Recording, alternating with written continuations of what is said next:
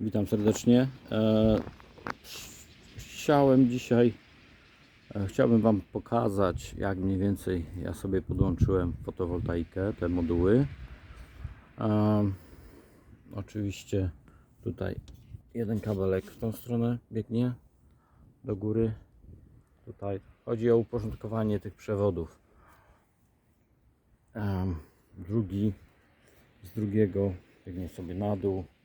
Tutaj takie pętełko, żeby ta woda, która ewentualnie będzie spływać po przewodzie, żeby skapywała, nie płynęła na wtyczkę.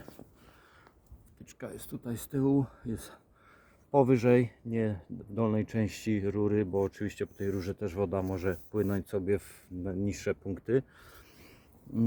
Z tej strony to samo i tutaj kabelki się mijają, bo podobno nie powinny się krzyżować.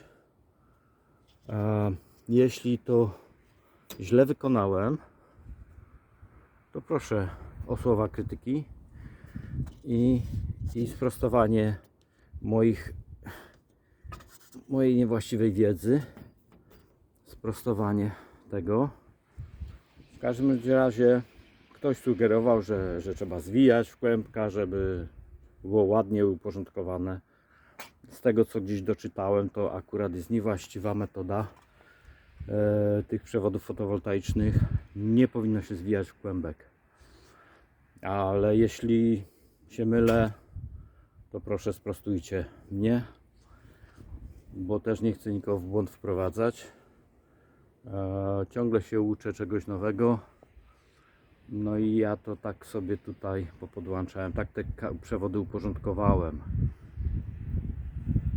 Także proszę, zostawcie w komentarzach, jeśli uważacie, że jest to źle zrobione. Ja wiem, co tu jest źle zrobione na pewno. To te uziemienia, które będę wymieniać. Bo co tu się dzieje? Jeśli deszcz pada, i tutaj jak kropla zawsze spadnie, to spływa tutaj i oczywiście powoduje korozję czy utlenianie się aluminium. Więc to muszę przerobić w drugą stronę, żeby te pętelki wisiały w dół. W ten sposób wtedy nie będzie tego efektu spływania wody. Lub po prostu mogę zgiąć je w ten sposób. To nie estetycznie wygląda, no ale to ma działać, a nie wyglądać tak naprawdę. Tak czy siak, uziemienie jest tu bardzo ważne, bo nie wiem, czy ktoś miał takie doświadczenia, że go ramka panelu kopnęła. Mnie już kopnęła kilka razy i to było w okresie letnim, w ciągu dnia, jak tu jakieś prace wykonywałem. No co więcej, no tak to tutaj u mnie wygląda. Tu szczelina celowo zostawiona jest, bo wiele osób zapyta, po co jest ta szczelina. Chodzi o to, żeby nie tworzył się tak zwany żagiel, żeby zmniejszyć ciśnienie wiatru, który się tu zbiera, tego powietrza pod wpływem wiatru. Więc ta szczelina tu jest właśnie w tym celu zostawiona. No i oczywiście, bo jeśli się przyjrzycie, no to tu jest tak jakby mur oporowy. No i wtedy tu powstaje strefa wysokiego ciśnienia w tym miejscu, zwłaszcza gdy wieje wschodni wiatr z tamtej strony.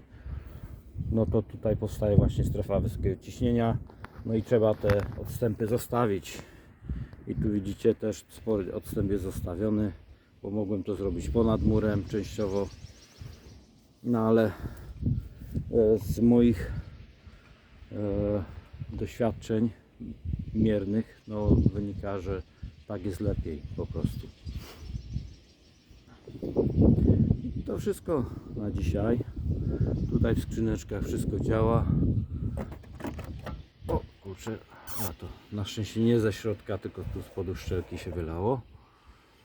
O, te zabezpieczenia ładnie działają, nic się im nie dzieje. A we wcześniejszych filmach pokazywałem Wam te przepięciówki, które po prostu w momencie podłączenia wywaliły, robiły zwarcie do ziemi. Czyli całe napięcie z modułów puszczały do ziemi. Co za tym szło, wybijało różnicówki w tablicy, w rozdzielnicy w domu. No i to wszystko na dzisiaj. Dziękuję za uwagę wszystkim. Proszę o komentarze. Pozdrawiam, trzymajcie się ciepło. Hej!